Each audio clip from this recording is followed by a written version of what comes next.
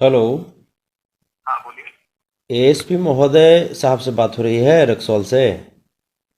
बोलिए, बताइए कौन बोल रहा है। जी, हमारा नाम संतोष रेणु यादव हुआ और हम सोशल एक्टिविस्ट हैं। ये राधा मोहन गिरी जी जो हैं फौज हैं, हम्म। उनका क्या है? हम्म। उनका क्या है, वो अब सभी तक छूटे नहीं हैं। मतलब क्या जानना चाहते हैं, क्यों फोन करना पड़ा। जी जी, फ़ोन इसलिए करना पड़ा क्योंकि हमने एक हम्म। वीडियो देखा जिसमें हमारे देश के हम्म। जवान को रोड पे दौड़ा दौड़ा करके पीटा जा रहा था।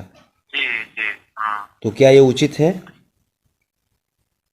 उचित नहीं है, ऑब्वियसली उचित नहीं। तो फिर उन्हें किस जुर्म में उन्हें पकड़ा गया है? उनको एक्सीडेंट किए है एक आदमी का, उसके हाथ में रॉड लगा है, तो उनके एफआईआर के ताल्लुक में जो है उनको फॉरवर्ड किया गया जुडिशल कस्टडी में। जी जी। ठीक है ना। जी जी। हाँ। उसके बाद जब पुलिस अरेस्ट करने गई तो रेसिस्ट किए और अपने घर वालों को बुला करके पुलिस के साथ गाली गलौज किए और धक्का मुक्की किए। जी जी।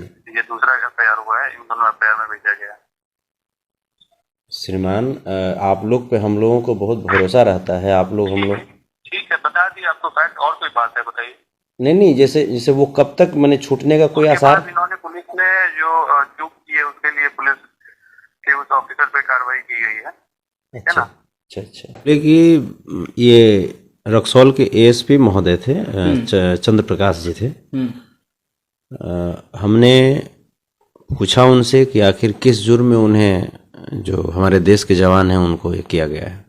उन्होंने कहा कि शायद मारपीट की है किन्हीं के साथ और एक्सीडेंट में मारपीट हुआ है, और जिनके साथ एक्सीडेंट हुआ है जिनका, उनके हाथ में या किसी अंग में रॉड लगा हुआ है।